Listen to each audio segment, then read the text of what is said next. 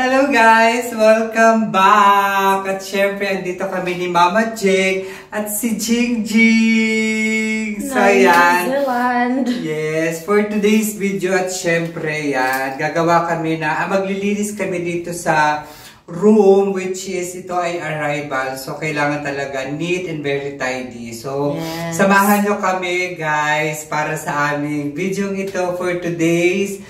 At syempre, mamangha kayo sa aming paglilinis. Pakita namin kung paano paglilinis. Ipakita namin sa inyo ano ang trabaho namin dito bilang room attendant, housekeeping sa hotel ng New Zealand. Watch us!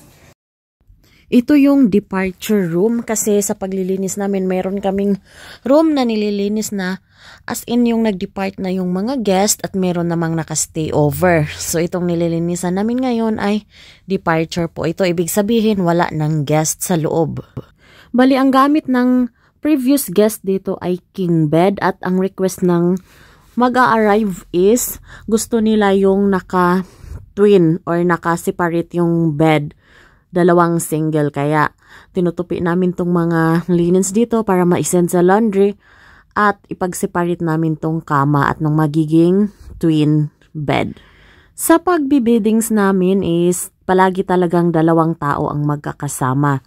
Pero may mga hotel naman na isang tao lang ang gumagawa. Kaya naman, pero nasanay talaga kami sa hotel na to na dalawa-dalawa ang mag-aayos ng kama. Kaya ganyan, para hindi masyado, hindi ka na iikot-ikot.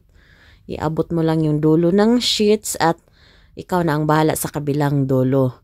Bali, yung gamit namin is pagkatapos ng bed protector ay may dalawang bed sheets. Tapos may duvet kasi malamig naman dito. Pero ayan yung sa video niyan. Nagkamali po kami. Diretso kami.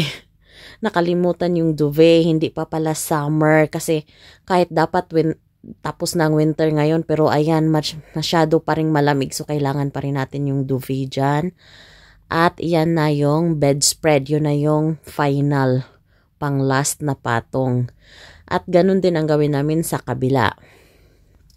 Dito na lang din ako natuto paano gumawa ng setup nila sa bed. Kasi yung pinanggalingan naming trabaho is galing kami sa hospital at hindi sa hotel. At di naman kami gumagawa doon ng beddings. At saka, iba naman kasi sa Middle East, hindi ganyan yung setup eh. Hindi yung 3 sheets tapos may duvet pa, may bedspread. Wala, ibang-iba doon.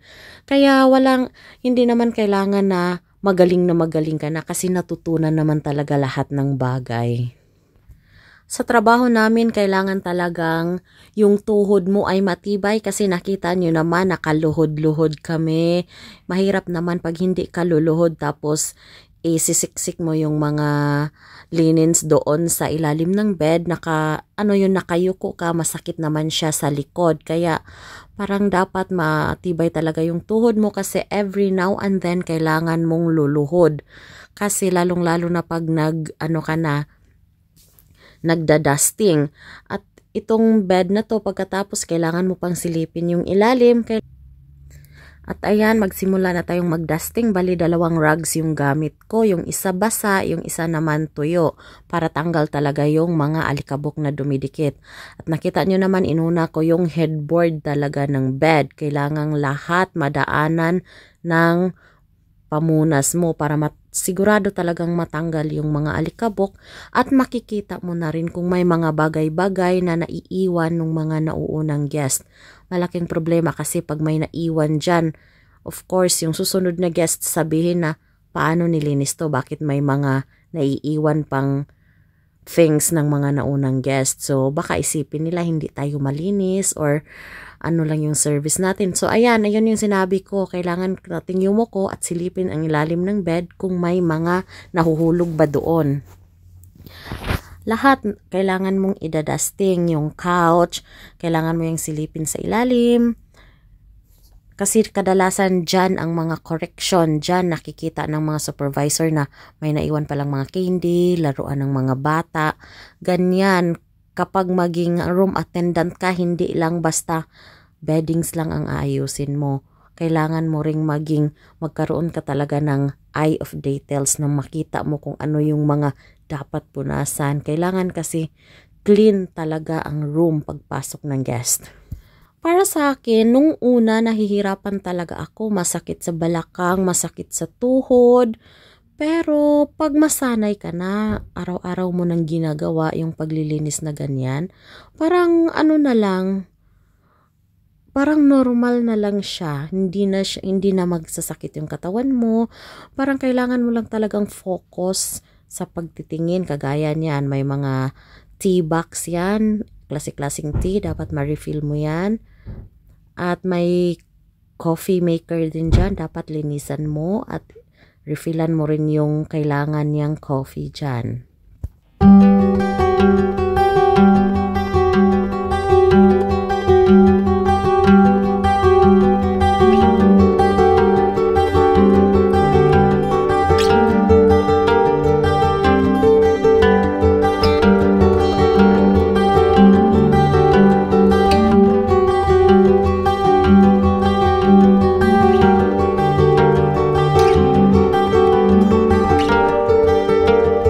Maliit na room lang itong nililinis namin, kaya kung napapansin nyo wala siyang kusina, pero malaki yung kanyang bathroom. May toilet siya, may spa, parang ganon.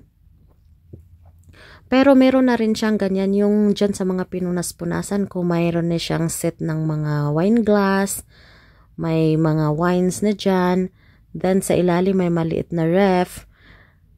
Kaya lahat yan kailangan mong linisin. May kettle na rin sila. May 2 plato kasi good for 2 person lang naman. Pero kung sa apartment room, doon 2 room, may kusina na talaga siya, as in parang nasa bahay ka. Kaya ang kinuhanan ko ng video ay ito lang muna para mas mabilis, kasi kung doon sa apartment mas matagal ang oras sa paglilinis nyon. Baka isipin nyo na yung basahan na ginagamit ko yun din yung pinangdadusting ko. No, 3 basahan lahat ang nakahanda sa pagsimula pa lang ng work. Yung isa, yung sa pang-dusting na basa, tapos yung dry rugs, at tapos yan ginagamit ko dyan para sa kusina-kusina dyan. Watch nyo ang buong video para makita nyo ang buong trabaho namin bilang housekeeper or room attendant dito sa New Zealand.